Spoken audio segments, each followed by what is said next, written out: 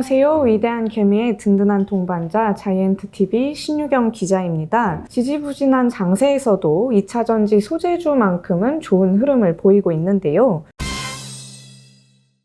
오늘 2차전지 소재주 전망에 대해서 김현수 하나금융투자 연구원님 모시고 말씀 나눠보겠습니다. 안녕하세요, 연구원님. 네, 안녕하십니까. 하나금융투자에서 2차전지와 디스플레이 산업을 보고 있는 김현수라고 합니다. 먼저 이제 LG화학이나 SK이노베이션 같은 2차전지 대형주는 올해 주가가 내내 부진한 모습을 보이고 있는데요. 이에 반해 2차전지 소재주는 굉장히 좋은 흐름을 보이고 있습니다. 이유가 있다면 어떤 걸로 볼 수 있을까요? 두 가지 정도라고 보는데요.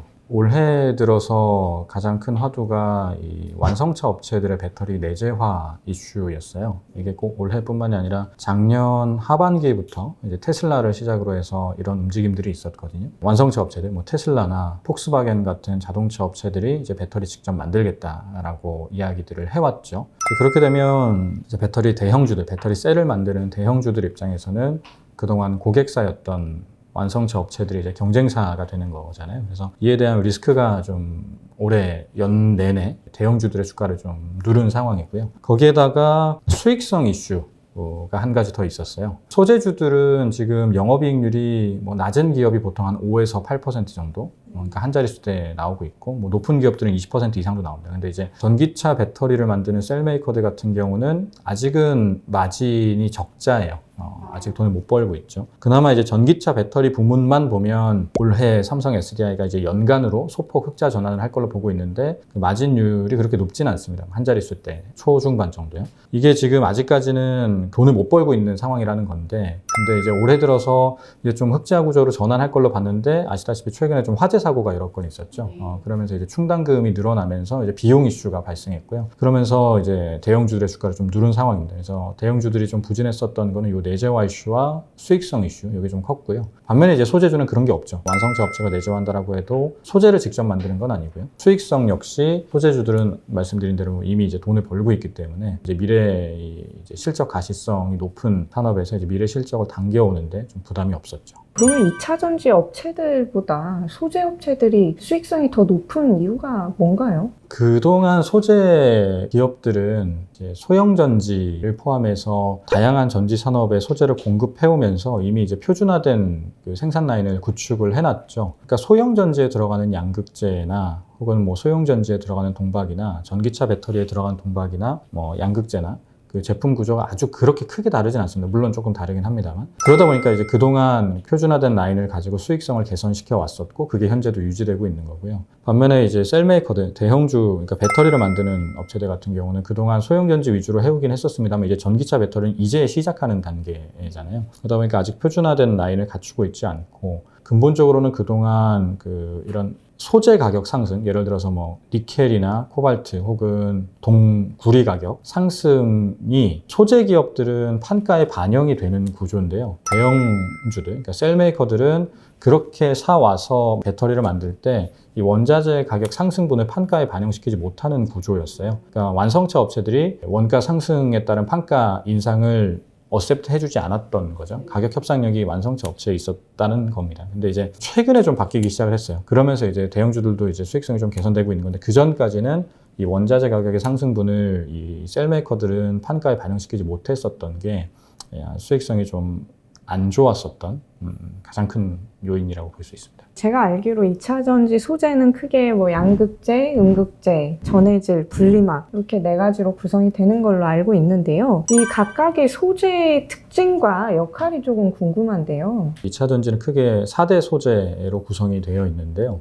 그 4대 소재 내에서 리튬 이온이 오고 가는 과정에서 이제 충전이 일어나고 방전이 일어나는 구조입니다. 기술적인 내용이라 아주 이제 개념적으로 간단하게 말씀을 드리면, 양극재에서 리튬 이온이 방출이 되고요. 그리고 이제 음극재에서 그 방출된 리튬 이온과 그리고 이제 전자를 받아줍니다. 쉽게 말해서 양극재는 에너지원이라고 보시면 되고요. 그리고 음극재는 그 방출된 에너지원을 받아들여주는 공간인 것이죠. 방출되는 에너지원이 많을수록 더 많은, 더 긴 배터리가 된다는 거고요. 그리고 그렇게 이제 방출된 용량을 또 그만큼 받아줄 수 있는 음극재가 있어야 되겠죠. 그래서 음극재 내에서도 이제 흑연의 구조를 조금 더 이제 개량을 시켜서 많이 받아줄 수 있는 방향으로 기술이 개발되고 있는 거고요. 그렇게 이제 양극, 음극이 구성이 되어 있고 중간에 리튬 이온이 통과하는 통로 역할을 이제 전해질이 해주는 겁니다. 전해액이죠, 지금은. 전해액이 그 리튬 이온 통로 역할을 해주고 있는 거고요. 그리고 이제 중간에 이제 분리막이 있는데 분리막은 리튬 이온만 통과시켜주고 나머지 예를 들어서 뭐 불순물이나 기타 다른 물질들이 통과되지 않도록 막아주는 역할입니다. 그래서 멤브레인 기술이 필요한 건데 예를 들어서 등산복 보면 고어텍스 같은 거 있잖아요. 그러니까 땀은 흡수해주고 바람만 통과시켜주는 뭐 그런 것과 비슷한 원리로 만든 게 이제 분리막이고요. 그래서 이렇게 4가지 이 소재로 구성이 되어 있습니다. 그러면 최근에 좀 핫하게 또 떠오르고 있는 동박은 어떤 역할을 하는 건가요? 동박은 이제 보통 4대 소재에는 포함이 안 되는데 그 무게가 많이 들어가고 이제 가격이 비싸기 때문에 배터리 소재 중에 굉장히 중요한 축을 차지하는 소재 산업인데요. 음극 집전체입니다, 동박은. 그러니까 무슨 말이냐면 이제 음극이 이제 흑연으로 구성이 되어 있는데요. 흑연을 둘러싸서 안에 있는 전자를 집해주는, 말 그대로 집전을 해주는 물질인 거죠. 집전체. 그게 이제 동박이고요. 그래서 흑연 안에 있는 전자를 빨아들여주는 역할을 이제 동박이 하는 것이죠.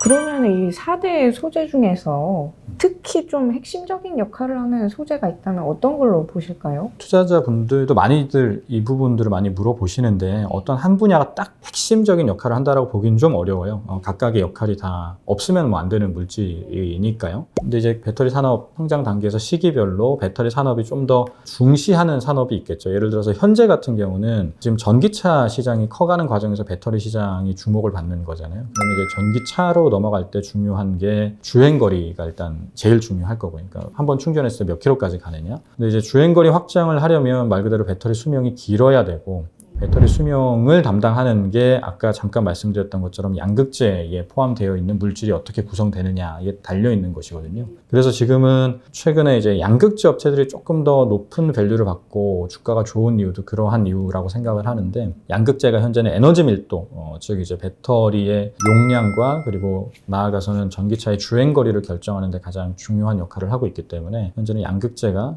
좀 이제 배터리 산업 내에서는 좀 가장 주목을 받고 있는 소재 분야죠. 다만 또 이제 최근에 이제 화재 사고도 일어나니까 이제 분리막도 주목을 받고 있고, 어느 뭐 양극재가 제일 중요하다라고 보기는 어렵습니다만 최근에 이제 좀 더 주목을 받고 있다 보고 있습니다. 진입장벽 측면에서 보면 진입하기 어려운 소재가 있다면 어떤 건가요? 보통 이제 진입장벽의 강도를 가늠하는 수익성을 보는데요. 예를 들어서 이제 진입장벽이 높으면 그만큼 이제 높은 수익성을 유지할 수가 있을 것이고, 그리고 그게 큰 변동 없이 장기간 유지가 되겠죠. 반면에 이제 진입장벽이 낮으면 마진율도 낮고, 그게 또 이제 변동성이 클 거고요. 양극재, 동박, 분리막, 음극재의 정도는 각자의 마진율이 그래도 장기간 유지되고 있어요. 예를 들어서 이제 양극재 같은 경우는 마진율이 낮긴 합니다. 다른 소재 산업들이 다 10% 이상인 반면에 양극재는 10%를 넘기기는 어렵거든요. 5에서 9% 정도 나오고 있는데, 다만 그 정도 수준은 그래도 장기간 유지를 하고 있어요. 그리고 이제 음극재가 한 10%대, 동박도 한 10%대 장기간 유지하고 있고, 이제 분리막이 한 20%대고요. 마진율만 보면은 이제 분리막이 좀 높은 진입장벽을 갖고 있다라고 볼 수 있는데, 딱히 또 그렇지도 않은 게 양극재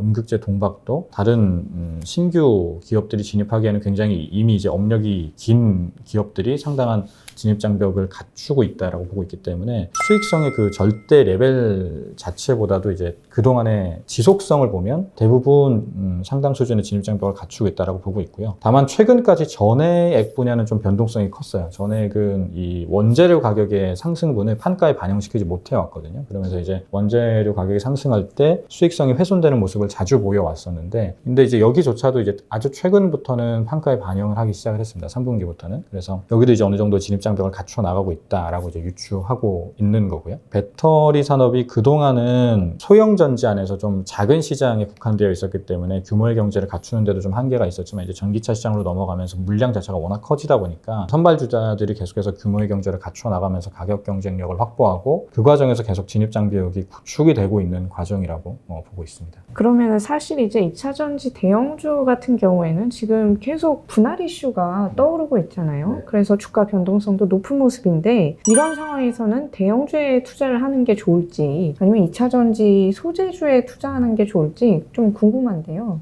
시기마다 좀 다를 것 같아요. 일단 그 다른 산업을 보면 반도체나 디스플레이 산업, 대표적으로 이제 국내 기업들이 잘 해왔었던 산업을 보면 시계열을 길게 놓고 보면 대형주들이나 소재주들이나 다 좋았습니다. 다만 아무래도 이제 중소형주들이 소재주들인데 아무래도 이제 중소형주들의 상승폭이 좀 더 크기는 하죠. 시계열을 길게 놓고 보면. 근데 그렇다라고 해서 지금 소재주가 그러면 뭐 무조건 좋으냐 그렇지는 않아요. 실제 지금 한 2년간을 보면 소재주들의 상승폭이 대형주보다 훨씬 더 높았기 때문에 장기 시계열을 놓고 봤을 때 소재주가 더 아웃퍼폼하는 과정의 상당 부분을 이미 지나쳤을 가능성도 있어요. 그래서 기간마다 좀 다른데 지금 대형주가 거의 1년 사이에 거의 그 주가가 상승하지 못했거든요. 올해 연초 대비해서 지금 대형주들의 주가 상승률이 거의 뭐 한 10% 정도밖에 안 됩니다. 한 플랫 수준이거나. 반면에 이제 소재주들은 뭐 올해 들어서 2배 이상 상승한 종목이 뭐 엄청나게 많죠. 길게 놓고 보면 두 가지 모두 지금 다 갈 수 있는 상황인 건 맞는데 최근에 이제 아까 말씀드린 내재화 이슈나 수익성 이슈 때문에 소재주들에만 집중하는 경향이 있어요. 근데 이제 대형주가 계속해서 머물러 있을 거라고 보지는 않고요. 대형주가 좋냐 소재주가 좋냐라고 봤을 때는 그때그때 최근 기간 동안 좀 소외되었던 쪽을 사자라는 생각이에요. 양쪽에